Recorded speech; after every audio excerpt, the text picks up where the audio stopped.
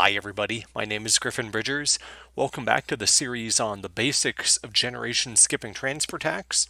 Today's part 5 is going to be a somewhat simple intro to the concept of allocating GST tax exemption. Before we get started, I want to remind you that this presentation is not intended to substitute for legal or tax advice and is provided for educational purposes only. And another caveat, as I've mentioned in all prior parts, this is a series designed to teach the basics of GST tax to anybody dealing with intergenerational transfers of wealth, but to get maximum value, it helps to have some knowledge of the estate and gift tax first. Now, that's not necessarily fatal to your understanding, but I would suggest that you be familiar with those taxes, or you could get lost at some points, especially in some of the upcoming parts that we're going to cover.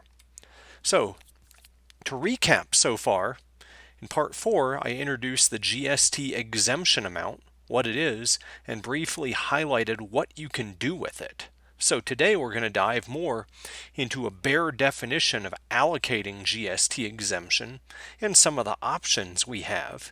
And this part 5, as we're going to see, is more of a roadmap. It's more conceptual than a definitive guide, but it's designed to give us that roadmap and that look ahead as to what is coming. In other words, we're going to have more of a practical look at the actual returns where we allocate GST tax exemption. Because as we're going to learn, allocation is a key feature of the GST tax. And it's really going to form our understanding for all other things, exclusions, exemptions, other forms of transfers that aren't GST types of transfers as opposed to those that might be.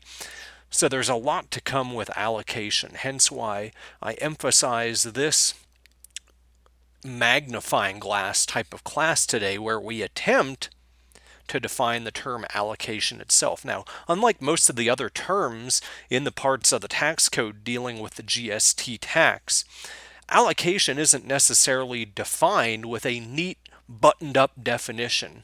Really, we have to bounce around all over the place, and there's going to be a whole entire large code section and vast set of regulations under Code Section 2632, which deal with allocation. But to start with, we have to go to Code Section 2631A, which I introduced last time, which introduces the purpose of an individual's GST exemption, which is to allocate that exemption to property for which that individual who holds the exemption is the transferor. Recall that we defined transferor in a prior installment in the context of the GST tax and generation skipping transfer.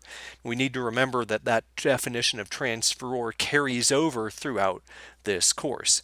And we talked about the why in part 4 is that allocation of GST exemption is going to drive the inclusion ratio, which is then going to drive the applicable GST tax rate. So what does allocation really mean? We're going to dive into Code Section 2632 a little bit, but we're not going to go into great detail. There's a lot of meat to that code section and the regulations that are in that code section. Instead, what I want to highlight are really two mechanisms for allocating GST exemption. So to start with, in Code Section 2632A, we learn that the GST exemption has two key features that a lot of people gloss over when you read the statute, but it's helpful to really emphasize them here, because this is going to be as permissive as we can get, and we're going to find out it's in some cases automatic to reduce or eliminate errors. One, in this code section, we learn that the GST exemption may be allocated by a transferor, meaning, as we'll learn, that the allocation is optional. That might be a pleasant surprise for a lot of people. Now, another key feature is that it may be allocated at any time on or before the due date with extensions for the transferor's final estate tax return, even if you're not required to file an estate tax return. We only reference that because we reference the due date, and typically the due date will be 9 months after date of death for the estate tax return, or you can get an automatic 6-month extension, which pushes it out to 15 months after date of death. So what this means in the broad universe of the GST tax is that you can allocate your GST exemption at any time to any transfer you've made during your life up until 15 months after your date of death, typically, as long as you file the right estate tax return extension, even if you don't have to file the estate tax return. So what this means is, if you live 100 years, you could have 50 years, 60 years prior to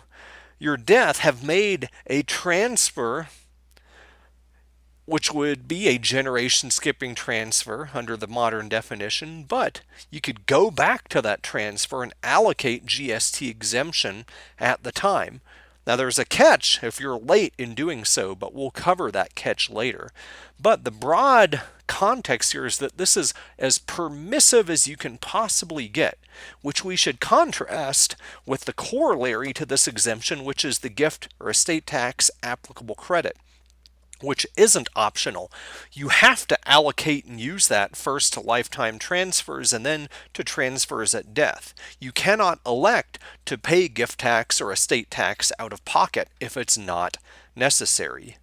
I'll explain why another time, but that's an important difference here. You can elect, if you want, to pay generation skipping transfer tax. You can't do so for potentially the estate or the gift tax. So how is this optional, and how do you actually allocate GST tax exemption? Well, the good news is that this is highly error-proof. In 2000, there was a mechanism put in place where you don't have to do anything for a GST exemption to be allocated other than to simply make a type of transfer known as either a direct skip, as we covered, or an indirect skip, as we're going to cover. So, in other words, Code Section 2632 and its vast regulations have a mechanism for automatic allocation of GST tax exemptions. What does that mean? It means simply, again, by virtue of making a transfer that's a direct skip or an indirect skip, the transferor is deemed to allocate GST exemption unless the transferor elects out. Now, you can elect out and manually allocate, as we'll see, but I want to note here that our terminology is a little bit different. So far, we've been learning that the GST tax could apply anytime there's a generation skipping transfer.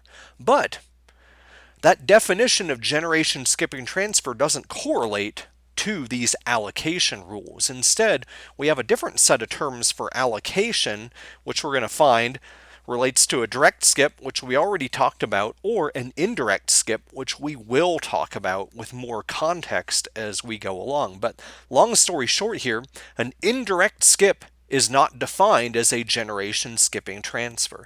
Instead, what we're going to find out is that an indirect skip may tee up for later a taxable termination or a taxable distribution, each of which is defined as a generation skipping transfer. So I know that's splitting hairs, I know that's conceptual, but that's a little bit of a preview. Now, we looked at the lazy way to allocate GST exemption, but there's also an intentional way. Remember, since we have this very permissive may allocate type of thing, you can allocate some or all of your GST exemption. If you don't want to allocate any, if you want to just allocate some, or if you just simply want better record keeping to know exactly how much you have left, you can choose to manually allocate GST exemption to a direct skip or to an indirect skip. But most of the time, this is going to require intentional action. There's nothing automatic here, which makes sense. Manual allocation will come into play usually anytime you have a gift tax return or an estate tax return filed. Now, what we're going to see later is that you can file a gift tax return or an estate tax return simply for purposes of allocating manually your GST tax exemption. But manual allocation will almost always require two things to be included on a gift or an estate tax return. One would be a self-authored election out statement where you're turning off the automatic allocation. Another will be a self-authored notice of allocation statement in which you're manually allocating GST exemption to the transfer, either dollar for dollar or partially. Now, it's not a good idea to do partially because that's going to make a tax in the future, but as we'll see, really the whole battle here is record keeping, which is why our coming classes are going to get more into the weeds on record keeping and the tax returns themselves. So before we touch on that and where we're going, I want to make the abstract concrete here. Allocation is more of an abstract concept here, really, which just the two options, automatic or manual allocation.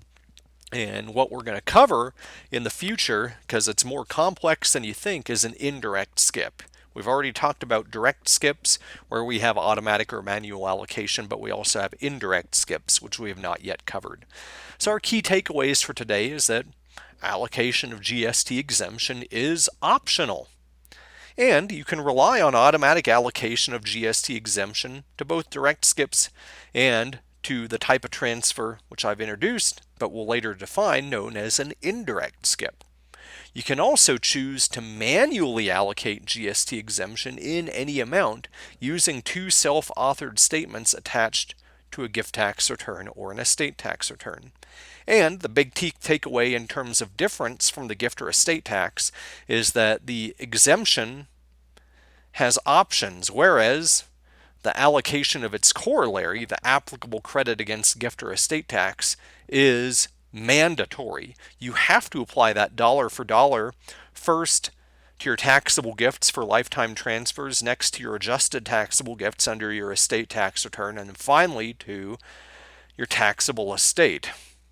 So that's what's to come, because what we're going towards, in addition to the definition of an indirect skip, is a deeper dive into the actual how in the weeds using the various transfer tax returns upon which an automatic or manual allocation is made. And we'll have several parts that cover that because we'll have to distinguish allocation to lifetime transfers versus allocation to transfers at death, and the mechanics of the different reporting and statements you have to use and the key documents relating thereto, including actual trusts potentially and what their terms dictate. Because even though this makes it optional for the taxpayer or the taxpayer's estate, what we're going to see is that sometimes the trust may make that decision for you and direct a trustee or personal representative how to allocate GST tax exemption. So long story short, we're going to be spending a long time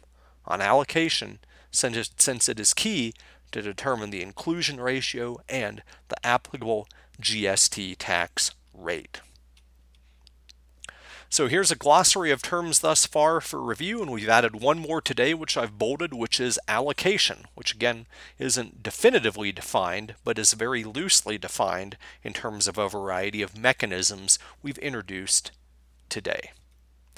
As always, if you have questions or topic suggestions, you can email those to me at griffin.bridgers@gmail.com with the caveat that I cannot give tax or legal advice in response to your questions.